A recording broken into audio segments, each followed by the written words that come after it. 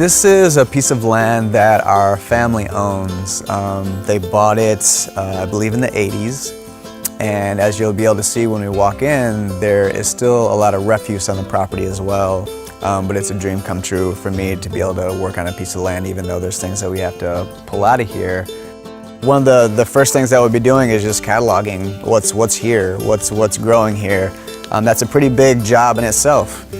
And part of that planning after you find out what you have here is how much do you have of everything. Do you need it overrun with nettles, or do you need it overrun with blackberries?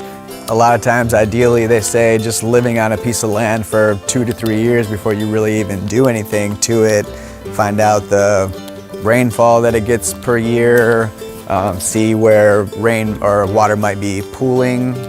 This terrain on this land is amazing. There's a lot of different levels in the land, even though there's nothing super hilly or mountainous or anything like that, but there's a lot of levels here, so it allows us to do some really creative things with swales, or even possibly getting into stocking these ponds with fish.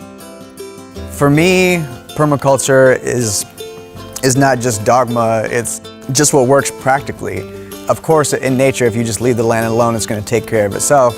But my personal philosophy is that's why we're here. We're here to look after the land.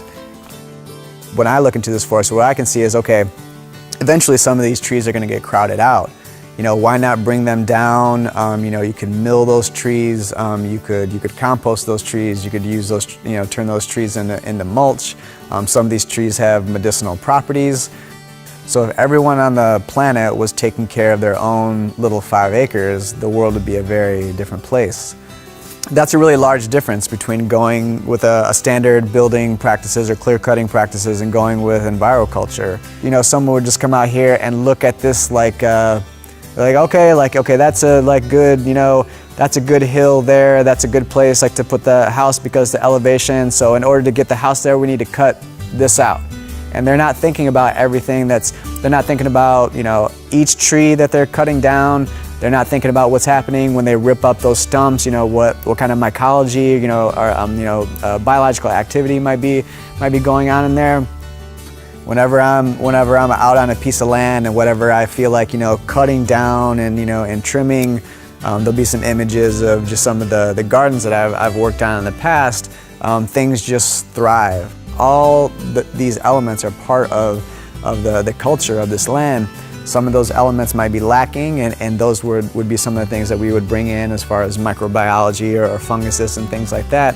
But it's just I think it's the most conscious way to build your home. We're trying to do our best locally to take care of our local area for the next 7 generations. And the reality is that when you're living like that, things get better. But we can literally go into toxic waste sites and clean them up with plants, which is another thing that mycologists are learning and know a lot about. There really are mushrooms that can break down radioactive material. That's incredible. And that's the way I feel that we should be working with the planet rather than harming it. And that's our focus. That's our main focus.